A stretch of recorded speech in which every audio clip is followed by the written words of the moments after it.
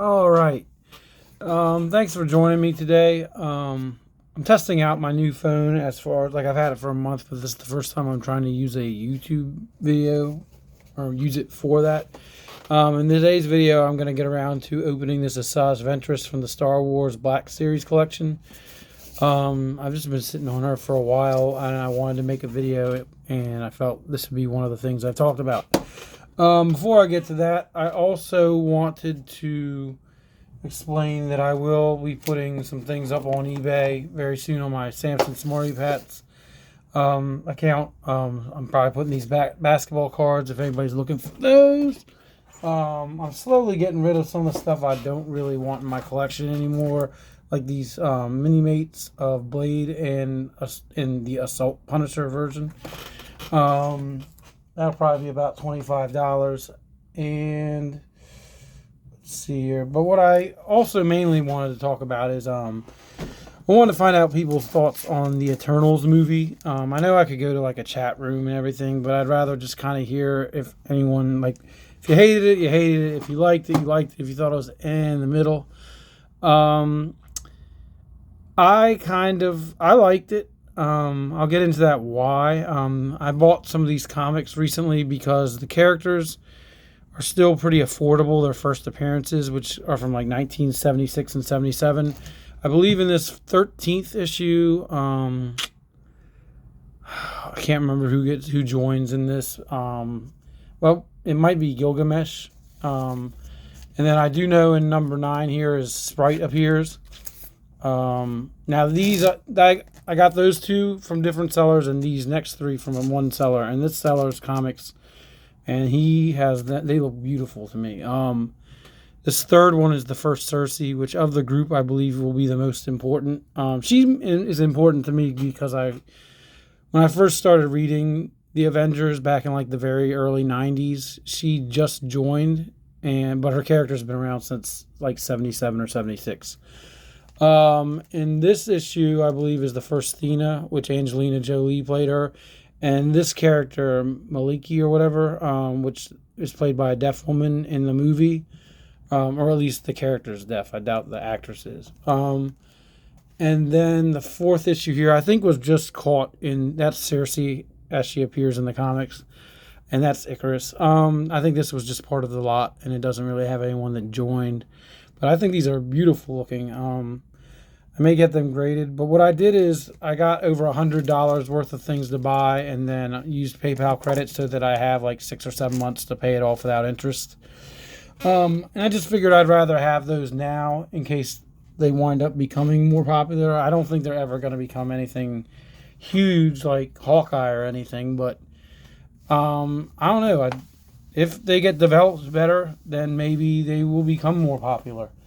And I didn't want to like be sitting here 5 years from now and all of a sudden they're worth something and I didn't get them while they weren't. So on to my views, and let me start opening this figure and I'll talk about the movie. So I started reading the Eternals that Neil Gaiman did like a spin on them in the last few years. I haven't read the 70s stuff, but they did take liberties with the characters. Like, for example, in the book, Sprite is a boy, but in the movie, obviously, it's a girl. Obviously, there's going to be spoilers here, so if you don't want anything spoiled and haven't seen it, don't watch anymore.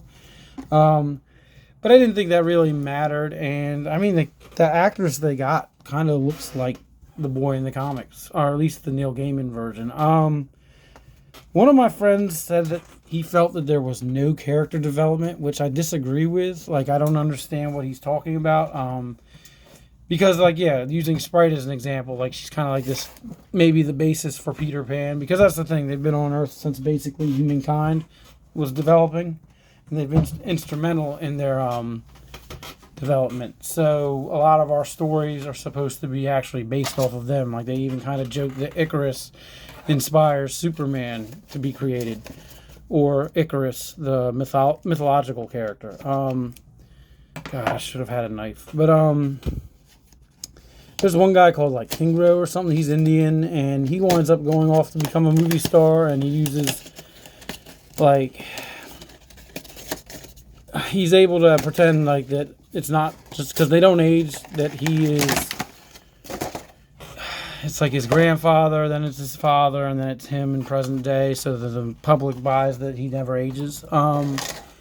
But I mean, that showed character development to me because that's what he wanted to do. He wanted to become famous and, like, you know, all that stuff. So that's not like a lack of character to me.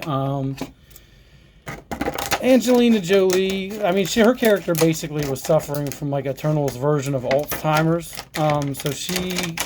That to me was, I mean, like, you're not going to get a full blown character because she's kind of losing it. But that's characteristics to me. And then Gilgamesh is like her love interest, and he'll do anything for her, and that's his character. Like that, plus, I mean, you find out, big spoiler, they're actually like androids, and that's why they never age. And when they in the comics, when they die, they just kind of get replicated again. Like there's like a place where they just get remade, kind of like Cylons in Battlestar Galactica. So, I mean, in a way, they kind of maybe shouldn't be too much. That could explain why there's a lack of character with them. But I felt like they very much had personalities. Icarus was conflicted because he was like the number one most important one. I know I'm derailing. But at the same time, like, he's conflicted with, is he going to do what his friends want to do, or if he's doing what his creator wanted him to do.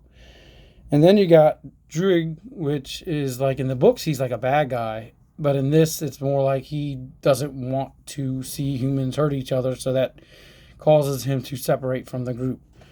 So let me get on to this review. I know this is a very convoluted video because I'm trying to do two things at once. All right, so yeah. The head turns around. First of all, very nice colors. There's like some ab work articulation down here by the waist.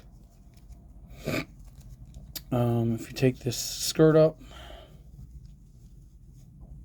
and you've got the legs twist around at the hips, knees, ankles can go forward and backward. And the arms up here obviously have articulation. She does not have any articulate. Like, I kind of thought maybe this would do something, but there's up here she can do stuff with her elbow, and then her wrist rotates and can go forward and backward, which for somebody using lightsabers, that opens up a lot of fun possibilities. I also have an unopened version of her on my eBay page if you are looking for her. I think she's pretty easy to get at a reasonable price, probably on Amazon or something. But yeah, alright, so that's going to do it for my Asajj Ventress review. And I love this character. I really want to see her come into the live action world. She's a very unappreciated, like, Ahsoka's awesome. This character may even be kind of more interesting than her.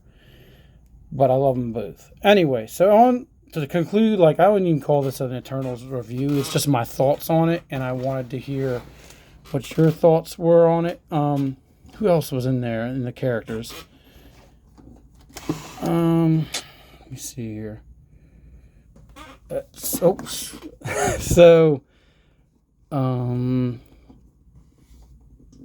Who else?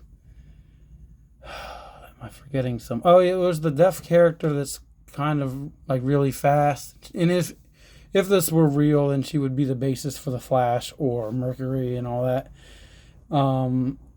And she was deaf, which I read on the box of her toys that... Oh, that's another thing. If you are after these toys, last I looked, Walmart had them on clearance for the Black Marvel Legends, that is, for $15. I personally think most of them will easily be like $9 in a few months or weeks. But yeah, the McCurry character, or whatever her name is, that's a man in the comics. She's deaf because of how fast she moves. She wouldn't be able to, if she had eardrums or something, that wouldn't work out. I thought it was, I don't know if the character in the comics is deaf, but I'm not opposed to it. I think that's a cool idea to add somebody with something like that. And I mean, but she definitely lacks character just because it's like they didn't know what to have her do. Like, she's just obsessed with finding some emerald tablet. That's as far as I know. And her and Druig have an interest in each other, and there really isn't much development with her yet. Salma Hayek's character Ajak is a man in the comics, and that character didn't really matter to me one way or the other. I mean, she's only in there because in one way they needed someone that would speak to their celestial leader, Erisham or whatever.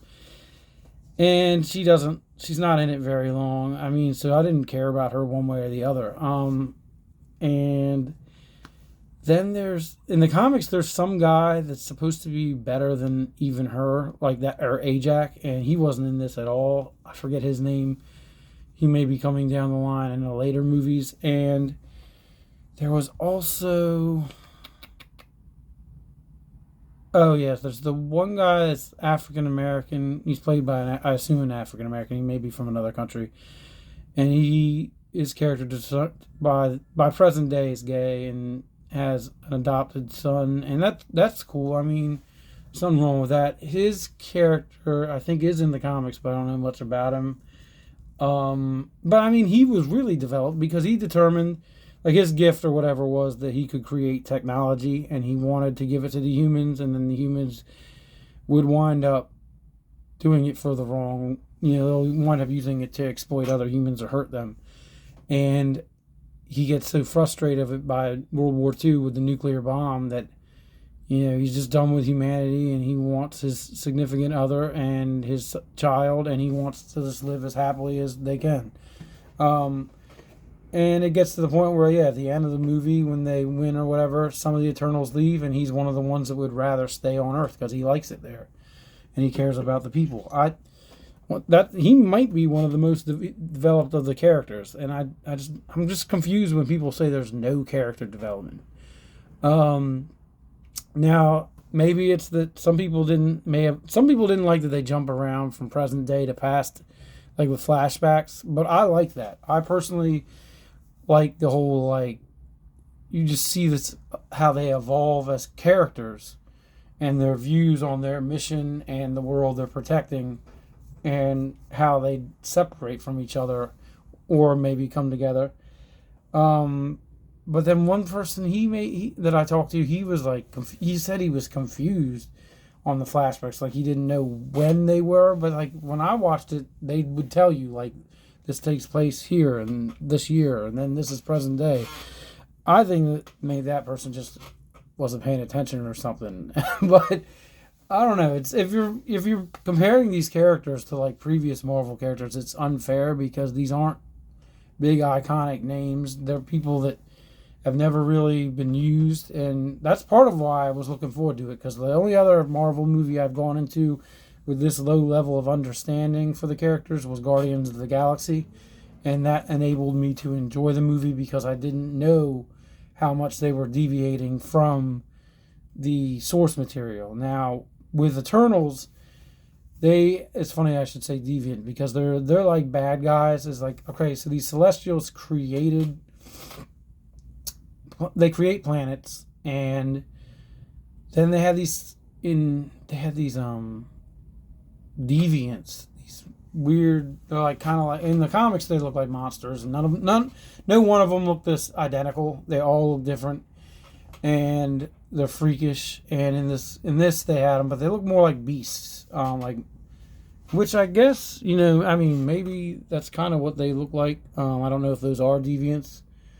But they were like the Celestials' first thing that they used or something, but they cast them aside, and then became a problem for them, and because what they were doing, like you'll later learn in the movie, is these Celestials create planets so that new Celestials can be born from the planet, which of course causes the planet to, fail and collapse, and they can only properly develop these Celestials if the population on the planet, specifically humans, I believe, gets to a certain point, and then the consequences of once there are enough humans on the planet, the Celestial can be born, which of course the people living on the planet aren't going to make it. So that's also like the Celestial or the Eternals. You learn that they are there to protect the people, just so the population can build up. Excuse me. And they're not there to protect the people for the sake of protecting the people. They're just there to try to get the maximum population. And even the wars that go on throughout time, like, lead to higher level populations because of breeding and things like that. So that's also why they're not supposed to try to cause, like, everybody, like, to interfere.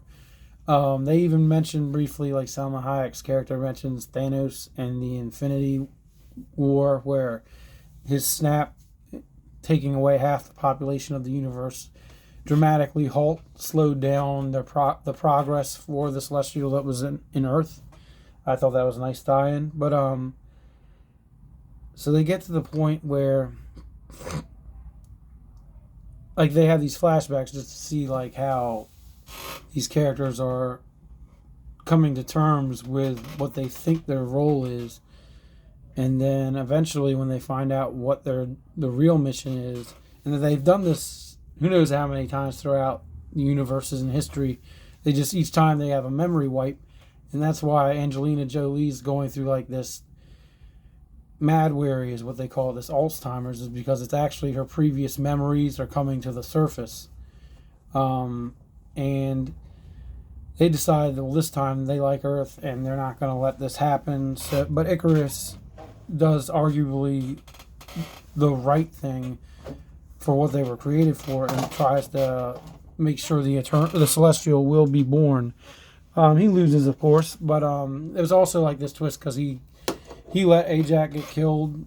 He set her up, so he's, in a sense, you go into it thinking the deviants are the bad guys, but in a way it's sort of Icarus. But he's got his reasons. He's not doing it because it's wrong. He's doing it because it was what he was made to do.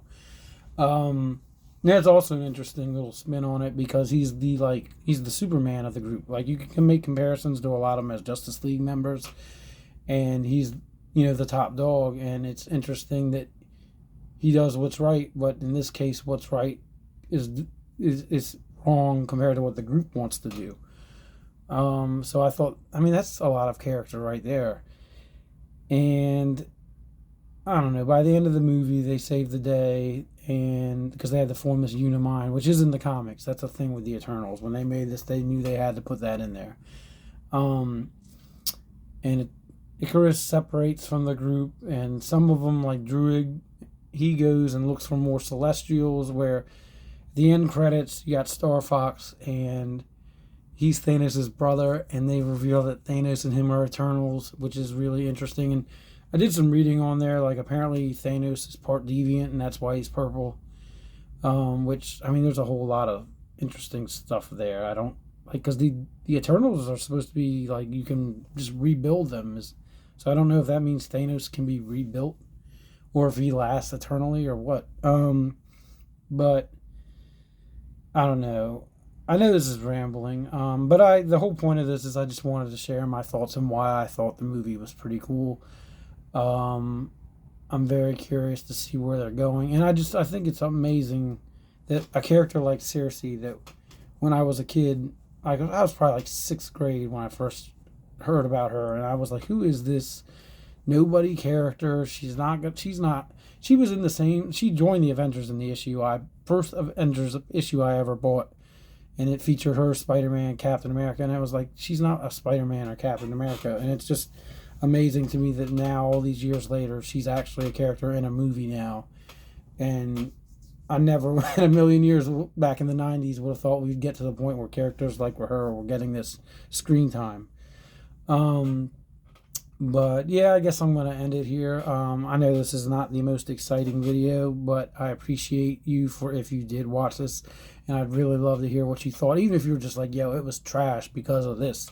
Even if it was like, it was trash because the character is not deaf in the comics, or something like that. Like, and I don't know if they are or not, or I really thought that it should have been a guy instead of a woman. Like, or maybe you spotted something I didn't. But I'm really excited because I also hit 200 subscribers yesterday, which for as long as I've been doing this is not much, but for me, I like it. Thank you. I hope you're all living safe and happy days, and have a nice day.